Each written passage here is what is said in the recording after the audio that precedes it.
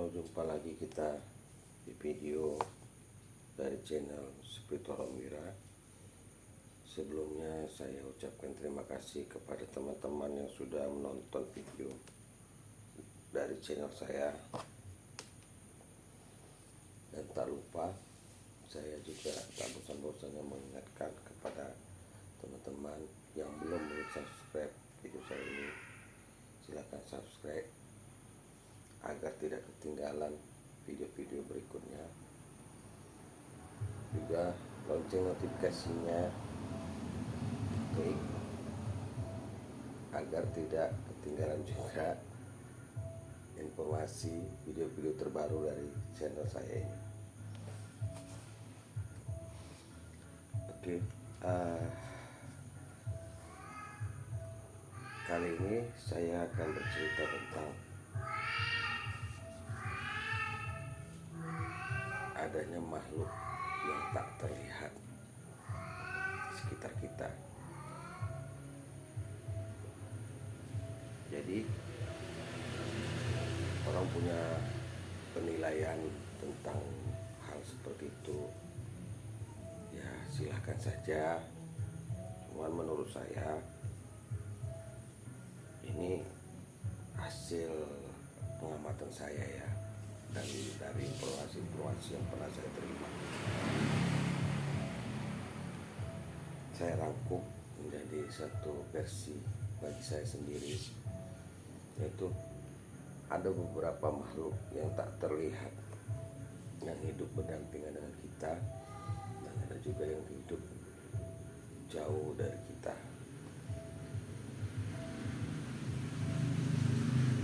Jadi biasanya di masyarakat kita sering dikenal dengan jin,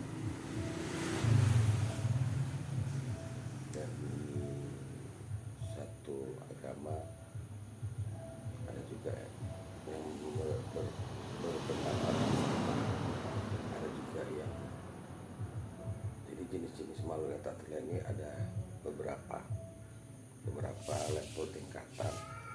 Namun yang biasa sering terhubung atau sering bersenggolan dengan kita di alam manusia itu biasanya jin. Jadi cerita saya kali ini, saya dulu nggak tahu kalau ada jin, ada hantu. Tahu saya itu hantu semua waktu saya anak-anak.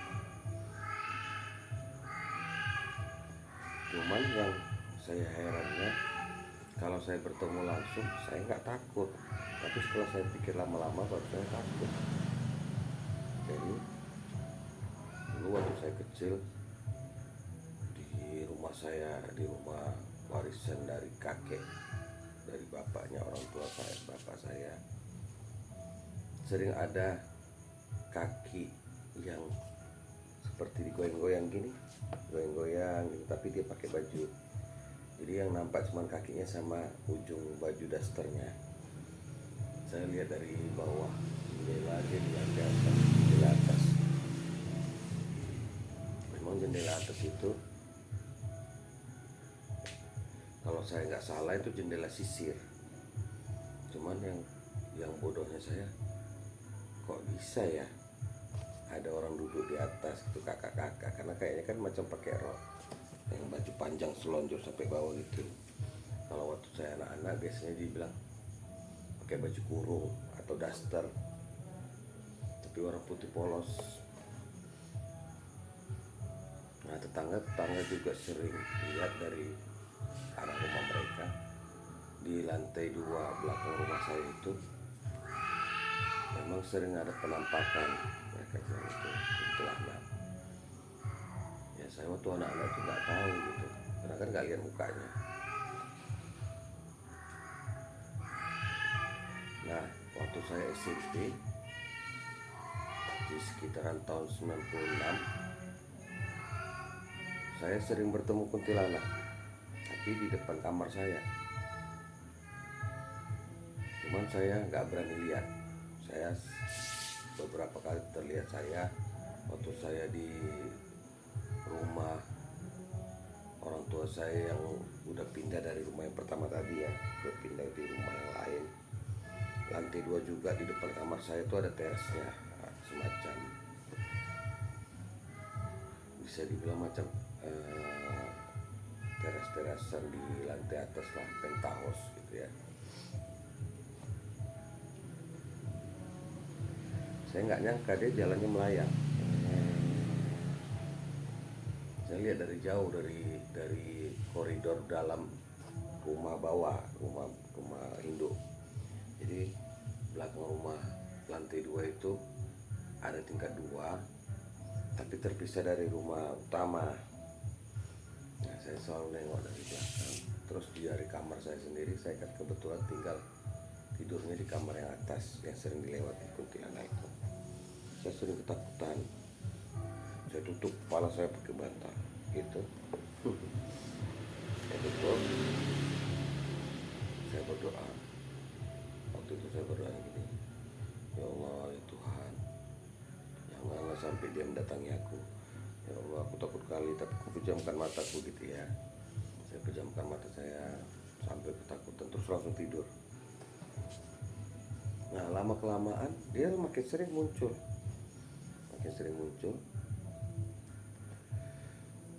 Biasanya sih hujan gerimis, ditandai hujan gerimis dulu. Tapi terkadang pun tengah malam nggak ada hujan, dia muncul. Jadi ada sekitar sebelum saya Eptanas tahun 96, dia muncul masih jam-jam 8 lewat udah muncul. Waduh, ini apaan cepat kali lah. Ya Tuhan, kok kakak ini cepat kali munculnya, tante ini kok cepat kali munculnya gitulah. Saya berdoa, saya berpikir, ketakutannya berkata dalam hati saya, kok cepat kali munculnya ini. Jadi makin lama makin cepat dia munculnya, sehingga saya sering nginap, apalagi kalau malam minggu tidur di rumah kawan. Nah, saya masih takut sih, karena saya udah yakin itu kuntilanak gitu. Cuman saya nggak tahu itu hantu apa jin, saya nggak tahu. Namun belakangan yang saya sampai saat ini pun bingung membedakannya kenapa. Karena gini, jadi waktu saya pindah ke daerah pinggiran kota setelah menikah, setelah punya anak, saya pindah ke daerah yang memang di sana banyak orang yang menggunakan jasa jin, banyak dukun. Jadi saking penasarannya saya, itu kan saya dari dulu saya sering terbangun malam. Asal terbangun malam, waktu saya lajang, waktu saya SMP, saya selalu ambil wudhu, saya sholat malam. Kalau udah sholat malam, mau sampai entah berapa kali sholat, kadang sholat tahajud, kadang sholat mutlak, sampai nanti terakhir benar-benar ngantuk baru saya tutup dengan witir. Waktu itu ya, sampai saya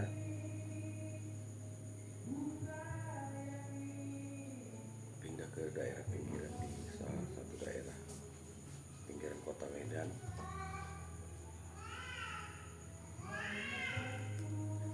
Saya sering mendapati mimpi seperti nyata, ya, saya bercakap-cakap dengan mereka. Misalnya gini, saya melihat gini, ada kakak-kakak bajunya basah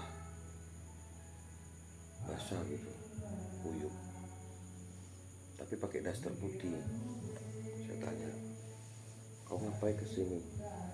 Dia bilang, rumahku di belakang rumah saya itu, ditunjuknya gitu kan.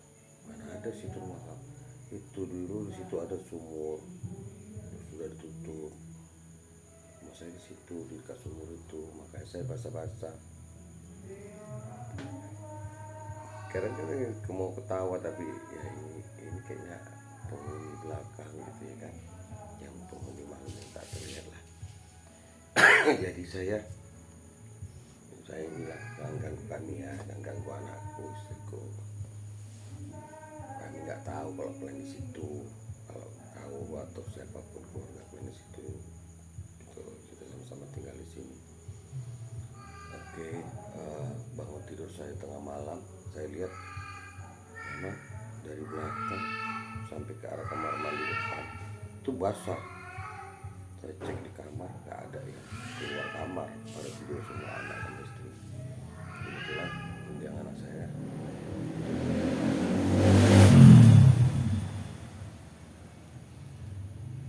Istri saya juga begitu.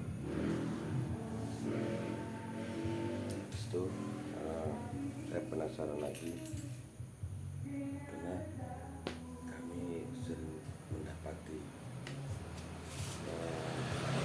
penyakit yang nggak terdeteksi di rumah sakit, mulai dari cek darah atau misalnya foto ronsen dada, itu lihat paru-paru gitu kan, sering nggak terlihat, nggak ada penyakit, jadi sering sakit gitu kan. Jadi saya udah sering curiga ini kerjaan yang aneh-aneh gitu, yang di luar nalar manusia. Jadi saya berdoa dan bertanya kepada diri saya, oh ya Tuhan, apa nggak ada salah kok diganggu kan gitu. Terus saya sering juga setelah sholat malam saya tidur lagi, sekarang tidur di sejadah. Terus saya bermimpi ketemu anak perempuan, anak gadis lah, kayak baru-baru tamat SMA. Terus saya tanya, oh siapa? Aku yang tinggal di belakang sini. Oh bukan kakak-kakak yang basah itu. Oh bukan, oh aku lain. Entah namanya Lili, entah siapa, dia bilang gitu kan. Terus aku bilang, kau jin? Iya oh.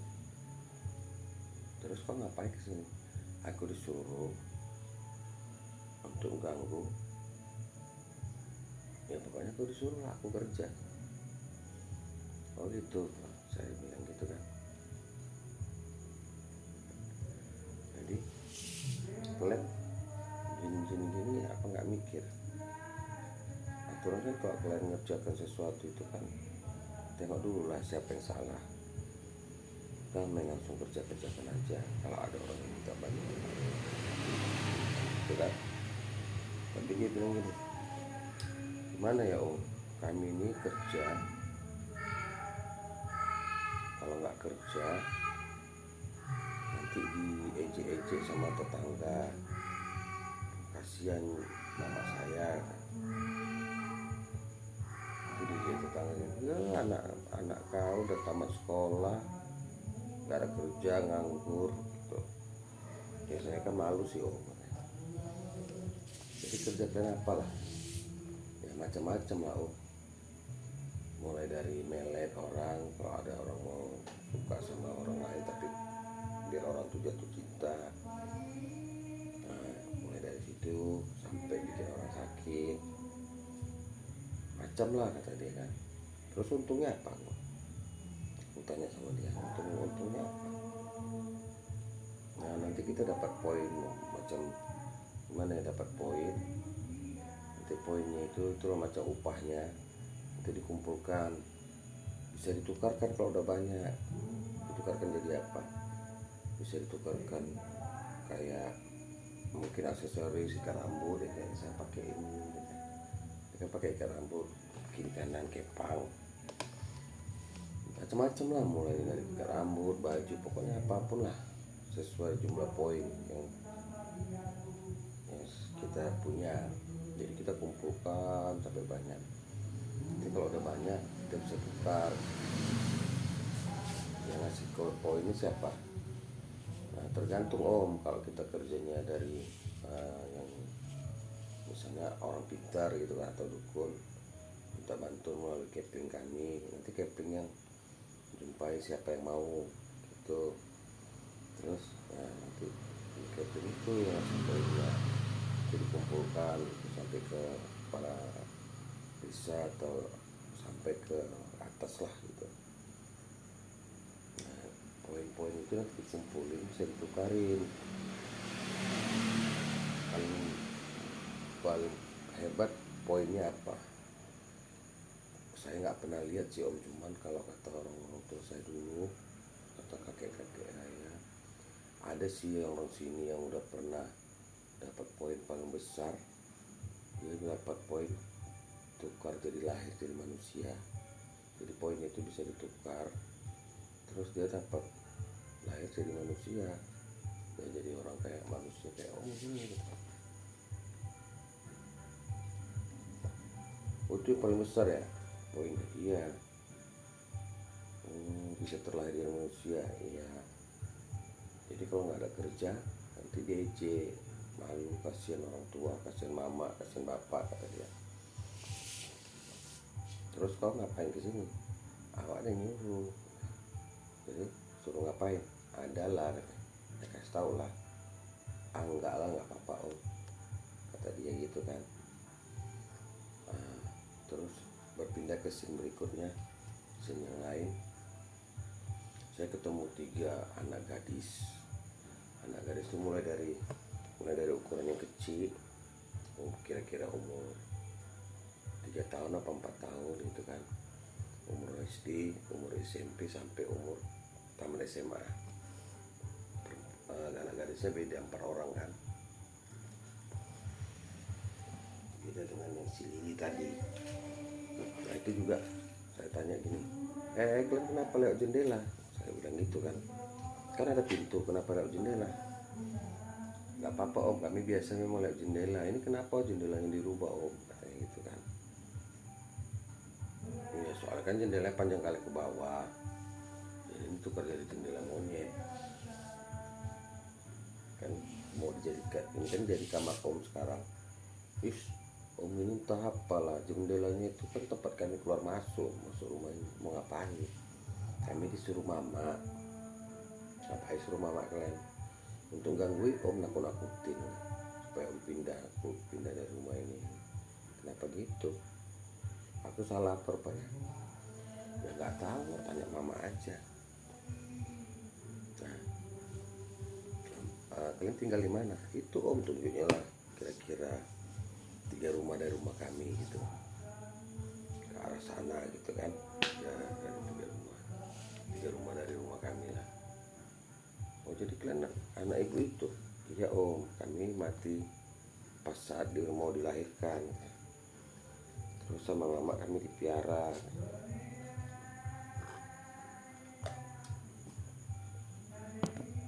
Nah kebenarannya itu gimana, hanya Tuhan yang tahu. Jadi di dunia ini ada ilmu-ilmu atau satu perbuatan atau ritual yang bisa memanfaatkan makhluk-makhluk yang sudah meninggal atau sudah mati untuk dimanfaatkan untuk keperluannya pribadi. Jadi itu ya dari orang-orang yang mati saat melahirkan. Ada juga yang kisah yang lain, ada teman saya tapi masih adian saya, jauh, dia baru menikah tahun 2 tahun lalu ya, kalau salah 2 tahun yang lalu. Belum melahirkan, udah mau melahirkan istrinya, tiba-tiba pas di hari mau melahirkannya udah nginep di ruangan, udah di USG, bayinya udah bagus sehat, terus dia tidur ngantuk kan.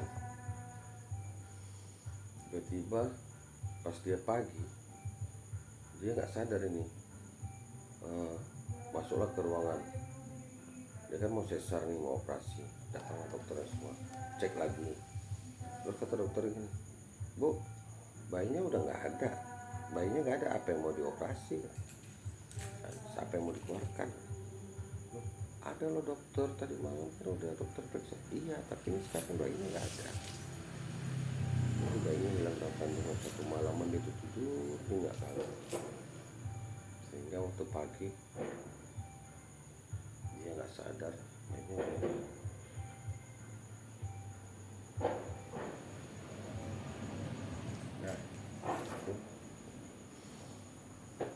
salah satu kelakuan atau perbuatan orang-orang di negara kita ini yang seperti apa ya, menggunakan malu-malu yang tak terlihat itu untuk melaksanakan hasratnya. Jadi mungkin cerita kita lari ke sana, lari ke sini. Cuman saya cerita tentang menurut saya, karena dia sudah saat itu saya dapat cerita setelah 3 minggu. Waktu itu ditelepon adiknya, karena adiknya takut cerita sama kami. Maksudnya abang tahu kan istrinya itu melahirkan hilang, bayinya dalam kandungan. Jadi ya saya bilang udah nggak bisa diselamatkan lah, udah 3 minggu. Cuman waktu itu malam itu saya berpikiran gini, betulnya bayinya itu dicuri gitu kan.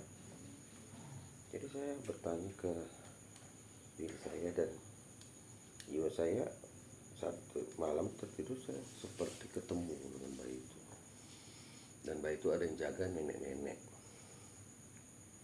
Saya udah emosi nih. Terus anak bayinya itu saya lihat tangannya bisa memanjang, tapi udah kayak tengkorak, kayak mayat yang udah nampak tengkorak kulitnya, udah kurus tisut, udah kempes. Anak bayinya itu pakai baju pink, terus di box bayi. Terus ini anak si M kan, nama bapaknya kebetulan si M. Ini anak si M. Habis itu ini ya kayak suara anak bayi itu kan, minta dijemput, minta diangkat, itu tangannya memanjang itu. Tapi tangan itu udah nampak semua tulang-tulang kulitnya itu udah tinggal menutupi tulang. Wajar lah mungkin menurut saya itu, karena udah 3 minggu, jadi penampakannya udah seperti itu. Jadi kenapa itu nggak bisa kalau udah nggak bisa lagi dibawa, karena udah nggak bisa hidup lagi, udah lama. Karena kalau di sini aja ya. Cuman si nenek-nenek penjaganya itu sujud-sujud di dengkul saya, minta tolonglah Pak, jangan dibawa bayinya Pak, nanti saya dimarahi Pak.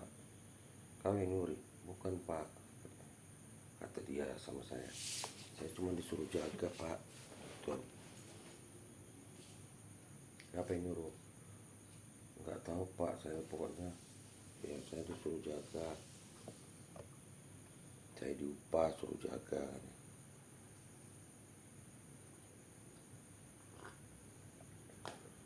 Udahlah kayak gitu Bang. Nah gitu nggak mungkin ku bawa lagi, udah 3 mingguan. Makasih ya Pak, makasih banyak ya Pak. Nyembah ada di kaki saya kan, saya bingung. Habis itu saya terbangun, dan saya cerita sama istri saya tentang anak kawan kami itu. Dan rupanya kawan kami itu udah ribut di keluarganya sana. Ternyata ibunya sendiri yang melakukan ritual melalui orang pintar entah di mana untuk mengambil bayinya itu. Nggak tahu sih mau diapain, untuk tumbal atau apa, saya nggak tahu. Jadi kawan kami itu emosi, marah-marah.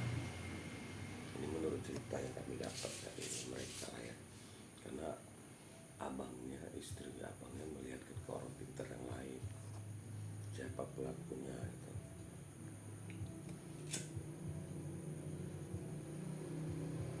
Jadi di sini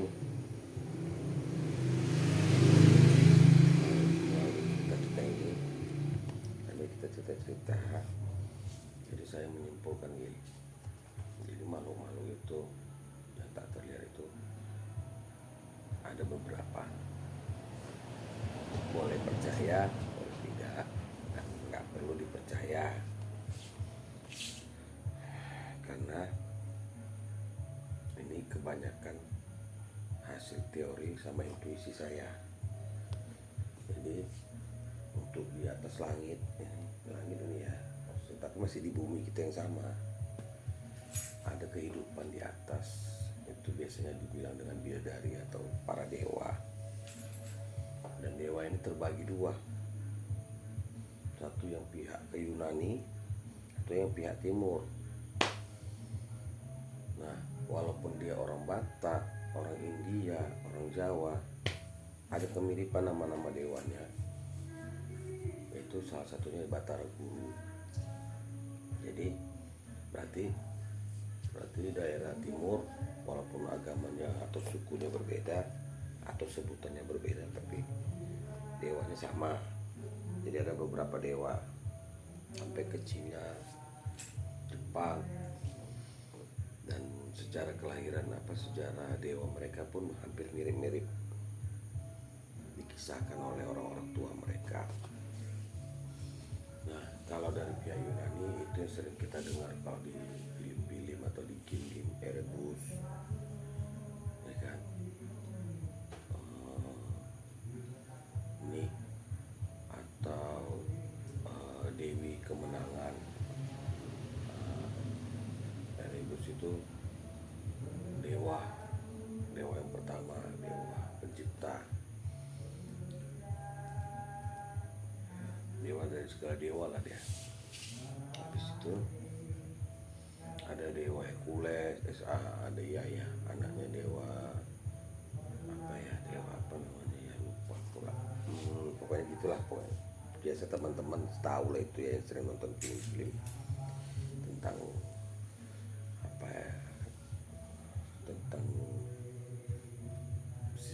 tentang dewa-dewa seperti BB Hercules itu ya.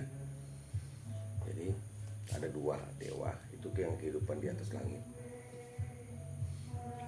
Walaupun mereka bisa berwujud, tapi fisik mereka kayak manusia ini nggak ada.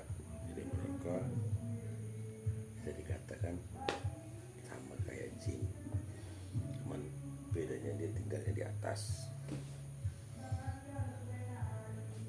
Mereka bisa berubah wujud, walaupun wujud mereka yang bawaannya ada, tapi mereka bisa berubah wujud. Jadi saya membagikannya gini, secara spiritual saya mungkin ada kemiripan dengan teman-teman yang mengetahui beberapa cerita dari legenda daerah timur atau daerah kita di sini. Bagian atas, bagian tengah, bagian bawah. Bagian atas biasanya disebut dengan benua atas, bagian tengah itu tempat kita hidup, benua tengah, dan bagian bawah benua bawah. Jadi di bagian atas itu biasanya dewa-dewa yang mengatur, mengajarkan cara hidup, bersosialisasi, berekonomi manusia di bumi, di atas muka bumi. Nah, yang bagian tengah itulah biasa kita sebut jin, bigu, demit atau apa. Bagian bawah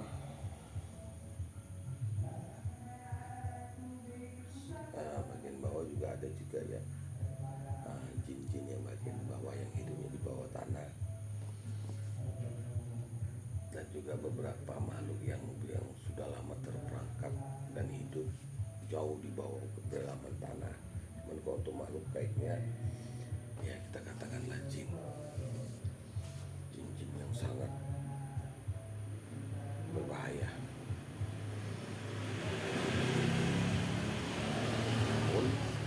Setelah saya menjalani perjalanan ke alam kematian, nah, di bawah itu, di bagian bawah bumi ini, ternyata alam kematian posisinya di bawah bumi, di bawah tanah yang kita pijak ini, alam kematian. Karena saya dulu sewaktu saya yang kritis, saya udah pernah ke sana. Terus waktu anak saya meninggal dunia, beberapa hari dur sampai hari menjelang hari ke-40, saya sering didatangi dan dibawa, mulai dari alam kematian sampai ke alam penantian sampai ke alam baka. Itu semua posisinya ada di bawah. Dan suasana di sana, di alam kematian, suasana seperti sore, senja, agak terang tapi mulai gelap. Di alam penantian udah kayak malam, kayak gini, kayak atapnya udah gelap. Kalau di alam baka lebih gimana ya, terang tapi suasana berkabut. Ya kalau kita bilang gimana ya, terang berkabut tapi gelap sih sebenarnya. Suasana di luar kabut itu sih gelap, tapi terang itu bisa dibilang nggak seperti malam. Cuman kalau kita telaah lagi, sebenarnya di balik terang itu kegelapan, gelap suasananya. Jadi itu menurut versi saya. Dan jin sama hantu, ada yang mengatakan ya hantu itu jin juga yang menyerupai. Tapi kalau saya lebih cenderung kepada begini, mungkin saya karena dulu saya anggap sama semua hantu itu ya gitu. Sekarang jin, tapi enggak. Hantu itu gimana ya, sebagai makhluk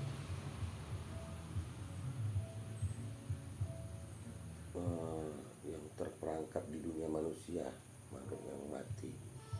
Jadi jiwanya nggak kembali ke Tuhan, nggak masuk ke alam baka atau ke alam kematian, atau belum belum belum saatnya lah. Jadi dia belum saatnya. Bisa juga sering saya dengar waktu saya kecil, seperti sebutan-sebutan di tempat saya itu sering dibilang arwah gentayangan gitu. Cuman memang sulit dibedakan karena kalau sifatnya mengganggu itu biasanya jin menyerupai. Kan jin bisa berubah wujud di depan manusia jadi apapun. Nah, kalau arwah-arwah gentayangan ini dia nggak mengganggu. Jadi dia nggak mengganggu dan dia tidak bisa bercakap-cakap, mulutnya diam ya. Jadi kalau kita lihat dia bicara, itu kita hanya mendengar, tapi seolah-olah dia bicara, padahal dia nggak bicara. Tapi kalau jin mulutnya berkata-kata, baik kita jumpa dalam mimpi maupun kita jumpa di alam sadar gitu, kita jumpa di mana tempat-tempat gelap. Karena saya udah pernah ketemu kayak seperti sama anak jin itu kan, sama anak jin yang baru tamat sekolah, baru tamat SMA gitu, yang namanya Lili tadi. Itu mulutnya bergerak-gerak ya, bercakap-cakap, ketawa, cekikian macam lah. Nah kalau yang arwah tadi dia diam aja, kayak yang mengganggu saya itu dia cakap sama saya, cuma mulutnya nggak bergerak, diam aja. Yang empat anak gadis itu dari ukuran 4 tahun, ukuran SD, ukuran SMP sampai ukuran tamat SMA itu mulutnya nggak bergerak. Tapi orang itu bercakap-cakap, bukannya pucat. Ya kalau mereka bercanda ketawa gitu iya, tapi mulutnya nggak bergerak, diam gitu. Cuman ekspresi mukanya aja senyum apa gitu, tapi dia mulutnya nggak berkata-kata. Jadi kita mendengarkan dia berkata-kata itu seperti dia berkata-kata, tapi padahal mulutnya nggak berkata, nggak bergerak. Jadi seperti kita bicara, kayak dia bicara gitu, tapi mulutnya nggak mengeluarkan kata-kata. Jadi macam dari hati ke hati gitu. Itu kalau pada arwah. Jadi membedakan, menurut saya membedakan arwah dengan jin, lihat aja kalau dia berkata-kata, gerak mulutnya, cekikian segala macam. Dan satu lagi, kalau jin biasanya dia cecah, tapi jin juga bisa melayang. Kan dia sesuai dengan tingkat pelajaran yang sudah dilatihnya pelajarannya. Jadi jin juga kalau yang udah belajar ilmu kesaktian, dia juga bisa melayang. Tapi originalnya jin ya sama kayak manusia, jalan, bersepeda, naik kendaraan, ada sepeda motor, ada truk, ada bus. Ya seperti manusia, cuman beda alamnya. Namun kalau yang udah bisa melayang, itu jin yang udah tua-tua, yang udah belajar kesaktian atau kanuragan. Itulah uh, cerita spiritual kita malam ini. Jadi semoga teman-teman bisa menjadi manfaat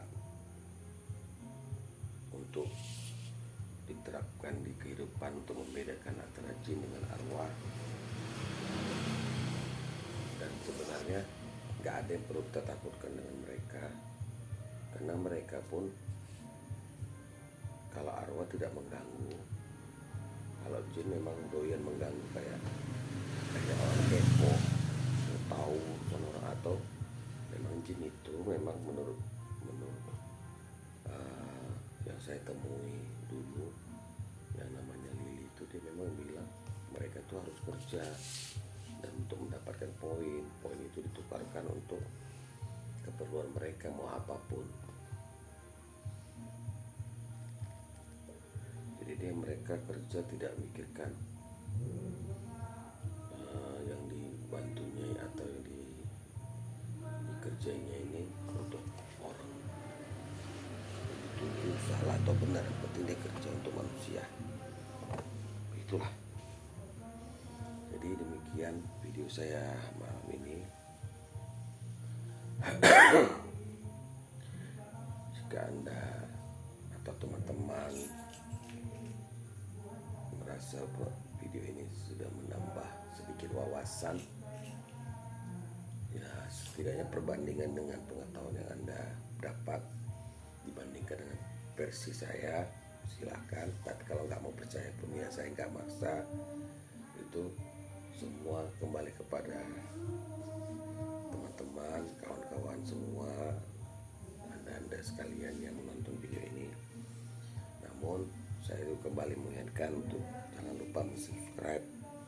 Saya susah sih bilangnya apa ya, subscribe video saya ini, dan nyalakan lonceng notifikasinya. Oke, jaga kesehatan dan jaga diri, jangan sampai terbawa emosi, karena hidup ini sebuah perjalanan. Kita nggak selamanya ada di sini.